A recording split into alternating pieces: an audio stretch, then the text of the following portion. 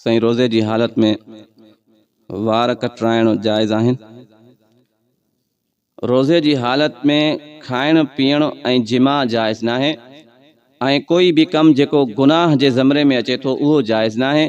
बाक़ी वार कोड़ाइण इहो त बिल्कुलु जायज़ आहे, चाहे जिस्म जा कहिड़ा भी वार आहिनि सिवाय दाढ़ी जे। दाढ़ी रखण वाजिब आहे। दाढ़ी जेकॾहिं को मुसलमान रोज़े जी हालत में कुड़ाईंदो त ज़ाहिर आहे इहा रोज़े खां अलावा भी जायज़ नाहे ऐं रोज़े जी हालत में भी कुड़ाइण इहा जायज़ नाहे, गुनाह जो कमु आहे।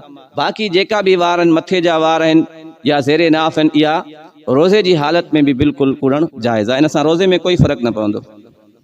रोज़े जी हालत में नक खां रतु निकिरी अचे त रोज़ो टुटंदो। रोज़े जी हालत में जेकॾहिं नक खां रतु अचे थी, कन खां अचे थी या जिस्म जे कंहिं भी हिस्से खां रतु अचे थी त रतु निकिरण सां रोज़ो न टुटंदो आहे।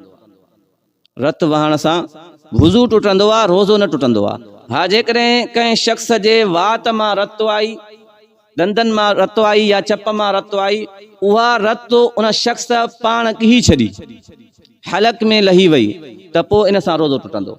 सिर्फ़ु रतु निकिरण सां रोज़ो न टुटंदो आहे। रोज़े जी हालत में इहतिलाम थी वञे त रोज़ो टुटी वेंदो या न? इहतिलाम थियणो इंसान जे पंहिंजे इख्तियार में न हूंदो आहे। इहो निंड जी हालत में या बेवस शख़्स आहे त रोज़े जी हालत में जेकॾहिं कंहिं शख़्स खे इहतिलाम थियो आहे त इन सां रोज़े में कोई फ़र्क़ु न पवंदो। हा, पंहिंजे ख़यालात खे इंसान पाकीज़ा रखे। बाक़ी जेकॾहिं इहतिलाम थिए थो त इन सां रोज़े में कोई फ़र्क़ु न पवंदो। रोज़े जी हालत में पखी जो शिकार करणु जायज़ आहे या न? हलाल पखी जो शिकार करणु जीअं रोज़े खां अलावा जायज़ आहे, ईअं ई रोज़े जी हालत में भी बिल्कुलु जायज़ आहे। जेके भी कम रोज़े खां अलावा यानी खाइण पीअण खां अलावा जेका भी कम जायज़ आहिनि उहे जीअं रोज़े खां अलावा जायज़ आहिनि, ईअं रोज़े जी हालत में भी जायज़ आहिनि। रोज़े जी हालत में उन सां रोज़े खे कोई फ़र्क़ु न पवंदो। साईं, गुस्ल वाजिब हुजे त नापाक हालत में सहरी खाइणु सही आहे? जेकॾहिं सहरी जो टाइम बिल्कुलु मुख़्तसर आहे, गुस्ल करणु वेंदो त सहरी जो टाइम निकिरी वेंदो, अहिड़ी हालत में पोइ उहो शख़्स पहिरियां सहरी खाए पोइ गुस्ल करे।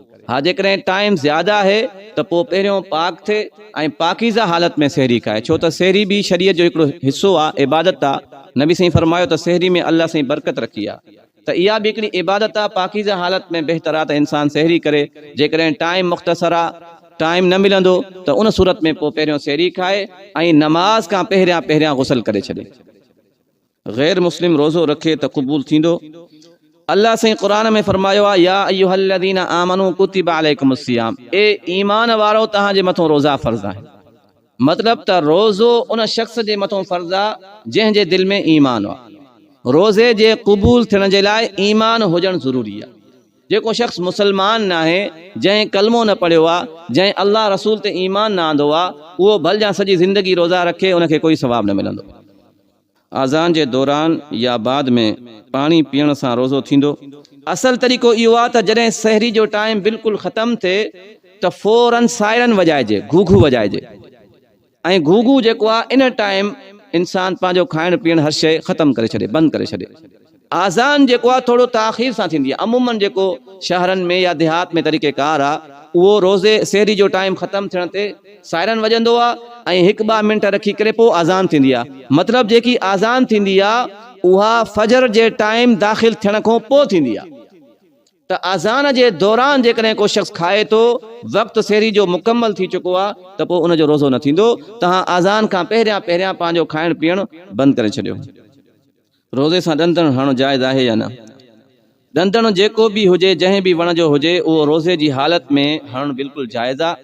चाहे उनजो बाज़ माण्हुनि खे वहम थींदो आहे न त ॾंदण निम जो हणो था, कोड़ो आहे, ज़ाइको वञे थो, त ज़ाइके सां रोज़ो न टुटंदो आहे।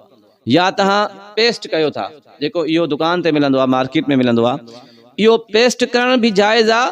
हा, जेकॾहिं इन पेस्ट जा ज़र्रात तव्हांजे हलक में हलिया विया त पोइ रोज़ो टुटंदो। एहतियात इन में आहे त इंसान मसवाक करे ॾंदणो हणे, निम जो या किकर जो कंहिं भी शइ जो पेस्ट न करे, छो त पेस्ट में बाज़ मरतबा उन जा जेके ज़र्रात आहिनि, अज्ज़ा आहिनि, उहे हलक में हलिया वेंदा आहिनि, जंहिंसां इंसान जो रोज़ो टुटंदो आहे। रोज़े सां सुरमो पाइणु जाइज़ आहे या न? रोज़े सां बिल्कुलु सुरमो पाइणु जाइज़ आहे। तेल हणणु जाइज़ आहे। मथे या ॾाढ़ी खे मेहंदी हणणु भी जाइज़ आहे। ऐं रोज़े जी हालत में वात में थुक थी अचे, छा ॻीहण सां रोज़ो टुटी वेंदो? जेकॾहिं घड़ी घड़ी थुक थी अचे, बार बार थुक उछलण में इंसान खे ख़ुश्की थिए थी, तकलीफ़ थिए थी, त पोइ अहिड़ी सूरत में ॻीहण जाइज़ आहे, हिन सां रोज़ो न टुटंदो। रोज़े जी हालत में औरत खे हेज़ अचे त छा हुकुम आहे? रोज़े जी हालत में जेकॾहिं कंहिं औरत रोज़ो रखियो आहे ऐं मग़रिब खां पहिरियां उनखे हेज़ अची वियो आहे, मेंसिस अची विया आहिनि, त हेज़ अचण सां औरत जो रोज़ो ख़तमु थी वेंदो, टुटी वेंदो आहे। ऐं जेको बक़ायो ॾींहुं आहे, मसलन उनखे ज़ुहर जे टाइम मेंसिस अची आहे, त हाणे जेको शाम ताईं बक़ायो टाइम आहे, इन टाइम जे अंदरि औरत लिकी करे खाई सघे थी। मुस्लमान जे साम्हूं, बक़ाया रोज़ेदारनि जे साम्हूं बिल्कुलु खुली करे न खाए, छो त सॼो ॾींहुं रोज़ो त टुटल आहे, सॼो ॾींहुं बुख ते रहण बि उनजे लाइ सही न आहे, त उहा कंहिं महफ़ूज़ जॻह ते रोज़ेदारनि खां लिकी करे उनजे लाइ खाइण पीअण जाइज़ आहे। रमज़ान में शैतान ॿधल आहे त माण्हू गुनाह छो था कनि? इहो अक्सर रमज़ान जे महीने में सवाल थींदो आहे, त असां हदीस पाक में ॿुधो आहे रमज़ानुल मुबारक जे महीने में शैतान खे क़ैद कयो वेंदो आहे, पोइ माण्हू गुनाह छो था कनि? ॾिसो, शैतान जी जेकी 11 महीननि जी महिनत आहे न, इहो उन महिनत जो नतीजो हूंदो आहे।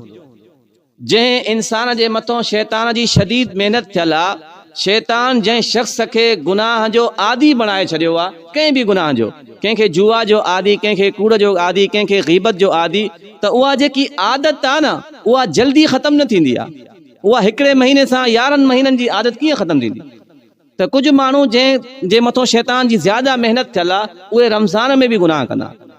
बाक़ी इहो फ़र्क़ु पवंदो आहे त जॾहिं शैतान क़ैद कयो वेंदो आहे, जीअं आम ॾिहाड़नि में माण्हू ज़्यादा गुनाह कसरत सां कंदा आहिनि, हिन महीने में ओतिरी शिद्दत सां गुनाह न कंदा आहिनि। एतिरी गुनाहनि में शिद्दत न हूंदी आहे, माण्हू कुझु न कुझु हया कंदा आहिनि, कुझु न कुझु गुनाहनि खां महफ़ूज़ रहंदा आहिनि। जेके हमेशह आदी हूंदा आहिनि जंहिं शइ जा, उहे पोइ रमज़ान में बि गुनाह कंदा आहिनि। इन जो मक़सदु इहो न आहे त शैतान खुलियल आहे, शैतान ॿधल आहे, शैतान जी महिनत इन जे अंदरि दाख़िल आहे, उन महिनत जे सबब जे करे इहो गुनाह थो करे।